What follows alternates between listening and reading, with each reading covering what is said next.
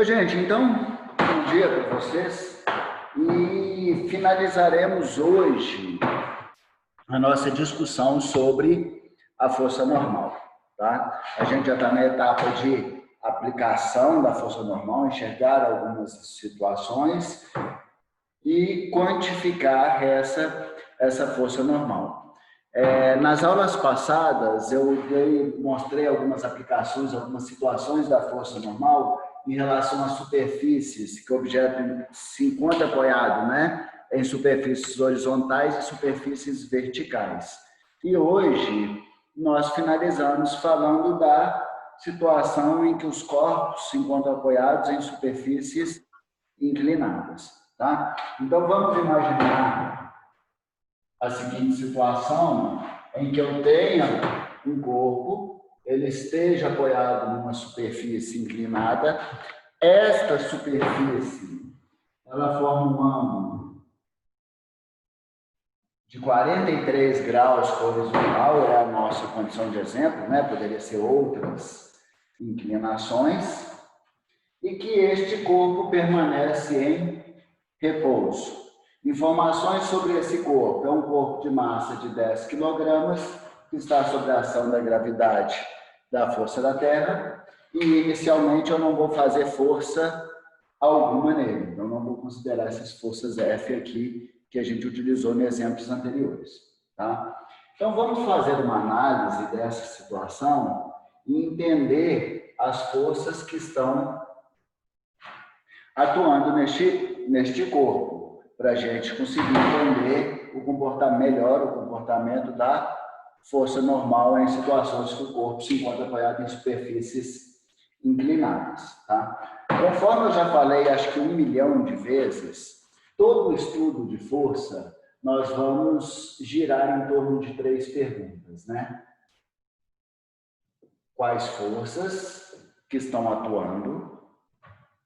Como elas estão atuando, direção e sentido, e quanto vale cada uma delas, para que a gente possa somar e entender se esse corpo está em condição de inércia ou não. Tá? Neste caso, por exemplo, que eu passei para vocês, eu levei em consideração uma situação em que o corpo se encontrava em repouso, nesse plano inclinado, ok? Então, se o corpo se encontra em repouso, em um plano inclinado, eu posso afirmar que ele se encontra em inércia. E aí a somatória das forças que atuam nele, a somatória das interações que ele tem com os outros corpos na natureza, vai ser igual a zero. Tá? Então, dentro dessa compreensão aqui, nós desenvolvemos nosso raciocínio respondendo essas perguntas. Quais forças estão atuando nesse corpo? Né? Quais são as interações de campo e quais são as interações de contato que esse corpo está tendo com os outros corpos ao seu redor? Se a gente pensar em campo, a única que levou em consideração foi o campo gravitacional. Poderia ser força elétrica, força magnética ou força gravitacional. São as 3 forças de campo que a gente tem. Como só citou o campo gravitacional, só levou em consideração uma interação da natureza gravitacional, que gera a força peso, legal? Que vai ser sempre vertical para baixo. E em relação ao contato, este corpo está em contato com o quê? Somente com uma superfície. Se ele está somente em contato com a superfície, as interações que vão surgir nesse corpo é fruto da interação dele com a superfície somente. E quais são essas interações? Se o corpo estiver apoiado numa superfície, vai existir nele uma força normal, e esse corpo está apoiado numa superfície, ok? E como será essa normal? Essa normal é sempre uma força perpendicular à superfície. Ela sempre vai ser a reação da compressão de uma superfície. E aí, a força normal, ela é sempre perpendicular à superfície. Ok? Então, a força normal vai existir. Qual outra força pode existir devido ao contato de um corpo com a superfície. A outra força que pode existir é a força de atrito, quando um corpo estiver em movimento ou tendência de movimento. Eu sei que esse corpo não está em movimento. Nós afirmamos que ele se encontrava em repouso. Mas tem uma tendência de movimento nele? Para ter uma tendência de movimento, tem que existir alguma força que impulsione ele, né? Que procure impulsionar ele para ele movimentar. E essas forças são forças paralelas à superfície. Então, se a gente parar para pensar nessa análise de forças, tem essas duas e pode ou não existir a força atrito, né? Vamos verificar se vai existir a força atrito, a gente tem que fazer o quê? Nós precisamos decompor essa força-peso. Toda análise nossa de estudo de forças, nós analisamos as forças atuando perpendicular ou paralelo à superfície para melhor compreensão. Ok? As forças que são paralelas à superfície estão relacionadas com o trabalho que o corpo pode sofrer e as forças que são perpendiculares à superfície estão relacionadas com maior ou menor compressão que esse corpo vai estar gerando na superfície.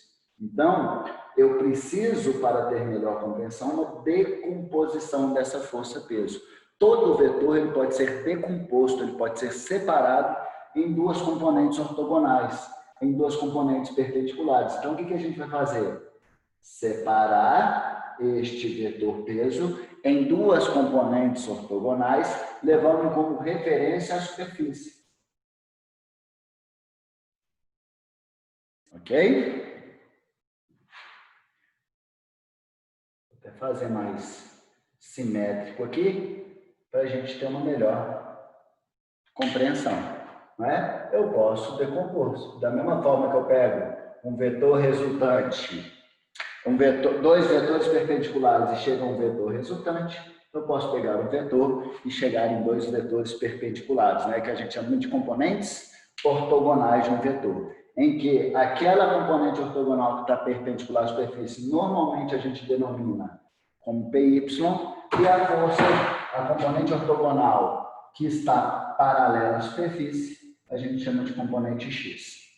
Legal? A componente X está relacionada com o trabalho, com a possibilidade de movimento, de ganho de energia cinética no corpo, e a força PY está relacionada com a compressão da superfície. Ok? Tanto é que se a somatória das forças é igual a zero, porque esse corpo permanece em repouso, eu posso afirmar que as forças que estão perpendiculares à superfície vão se anular. Então, a normal é igual a PY. Porque lembrem como que a gente calcula a normal? Ela é a somatória, o módulo dela é igual à somatória de todas as forças que são perpendiculares à superfície, com exceção da própria normal. Então, se eu pegar aqui e olhar qual é a força perpendicular que tem a superfície, PY. Ok? Então, a superfície está sendo comprimida com parte do peso. E Px é a parte do peso que está gerando essa tendência de movimento. Ok? Por que o corpo não movimentou? Porque tem alguma força contrária anulando essa possibilidade de movimentação. E quem que é essa força? A força de... Alexandre, Oi. deixa eu te perguntar aqui. Se eu pegar um objeto no plano inclinado, se eu considerar sem atrito, eu posso colocar a força que foi, ele ainda vai entrar em movimento? Se não tiver atrito?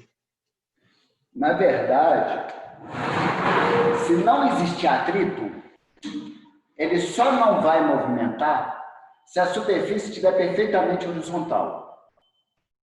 Porque aí peso vai estar perpendicular à superfície, vai gerar um normal perpendicular à superfície. Todas as forças que estão atuando no corpo são perpendiculares à superfície, então não tem nenhuma tendência de movimento, ok? E ele não vai movimentar. Se eu fizer o mínimo de inclinação possível, o que vai acontecer? Parte do peso vai estar perpendicular à superfície e parte vai estar paralela. Então, essa componente Px vai sempre gerar tendência de movimento. Se não existir o atrito, não vai gerar tendência de movimento, ela vai gerar o movimento, porque não vai ter a força de atrito para anular, ok? E aí vai gerar um movimento acelerado, ok? Beleza? Sim ou não? Não entendi. Entendi, Alexandre. Claro. E nestes casos, quando despreza o atrito, o que eu posso afirmar neste caso? Que a força resultante seria quem? PX. Px. Legal. Então, a força resultante seria Px. Ok? Então, força resultante é o quê? Massa vezes aceleração. Px seria o quê? P vezes cosseno ou seno desse ângulo vezes a gravidade. Né? Vamos lá. Se esse ângulo é 43, esse é 90, esse aqui vai ser 37, concorda? Fechando os ângulos internos de um triângulo são 180, este aqui é 43. O grande segredo que vocês têm mais dificuldade em análise de plano inclinado é esse. Eu preciso decompor a força-peso. Muitas vezes o aluno fica perdido até em saber se decompor é normal ou decompor é peso. Sempre lembrem que a referência está na superfície. Ok? Então, se eu pegar aqui e decompor, eu tenho que decompor esse peso. Para eu decompor, eu tenho que saber o ângulo. Aí tinha que ter um pouco de noção de geometria. Sabendo o ângulo, acabou. Eu posso afirmar que Px é igual a quê? Peso, que é o vetor que lhe deu origem, vezes o quê? Ele está com um ângulo de 43, Px? Não, ele está com um ângulo de 37. Ele forma com P o ângulo de 37. Então, ele está sem um ângulo de 43. Eu posso falar que Px é igual a peso vezes seno de 43. Macetinho para nós aí, para decomposição de vetores, porque normalmente nas questões já dão valor de seno e cosseno, é só saber usar. Né? Então, o Px, ele é P vezes seno de 43. Seno de 43. E esse peso, ele é o quê? Massa vezes gravidade. Ok? O que eu quero só concluir com você, com o que você me perguntou? Se não tiver a força de atrito, o mínimo de força que eu fizer, esse corpo vai movimentar. Então, se tiver o mínimo de inclinação, terá uma força resultante no sentido descendente dessa rampa. Então, vai gerar uma aceleração. O que eu quero mostrar para você é que a aceleração sempre será o quê? Uma porção da aceleração da gravidade. Sempre vai ser uma aceleração menor que a aceleração da gravidade, porque vai ser só uma fração da força-peso que estará gerando a aceleração. Agora, quanto mais inclinado for, maior vai ser a componente Px. O que eu posso concluir? Maior vai ser a resultante. Maior vai ser a aceleração. Então, o que a gente pode concluir? Com o mínimo de inclinação, se não houver atrito, sempre o corpo entrará no movimento acelerado, porque sempre terá uma força resultante que será Px. Agora, quanto mais inclinado ele for, maior vai ser a intensidade de Px, maior vai ser a aceleração gerada nele. Ok? Quando a gente considera o atrito, que é o caso aqui que o corpo permaneceu em repouso, então eu considerei o atrito, o que acontece? Nós vamos ver ainda em atrito que o atrito estático ele não tem um valor único, ele varia de 0 a máximo. E quando eu vou aumentando a inclinação, o valor de Px só vai aumentando. E o corpo permanece equilíbrio, isso quer dizer que a força de atrito só vai aumentando. Mas na hora que chegar, tem um limite. E que se Px exercer uma força maior que o limite que a força de atrito consegue exercer, esse corpo entra o quê? No movimento. Ele sai da condição de inércia. Ficou claro? Sim. Legal. Então, com isso, nós temos uma compreensão legal de plano inclinado e conseguimos entender como que a força normal vai se comportar nesse plano inclinado. como é que ela vai se comportar? Sempre perpendicular à superfície e a intensidade dela não vou falar que é PY, nesse caso é PY, né? Neste caso. Mas como que eu determino essa normal? Com a somatória de todas as forças perpendiculares à superfície, com exceção da normal. Então, nesse caso é PY. Se eu tivesse alguma pessoa fazendo uma força para cá adicional, por exemplo, de 50 newtons, a normal seria o quê? O PY mais esses 50 newtons que foi aplicado comprimindo a superfície. Legal? Ok? Então, com isso, nós finalizamos a nossa discussão, pelo menos nesse capítulo, quando a gente for falar de dinâmica de movimento circular, nós vamos voltar na força normal, mas para esse capítulo a nossa discussão sobre a normal já está encerrada. Beleza? Então, vou dar um stop aqui, que aí eu subo essa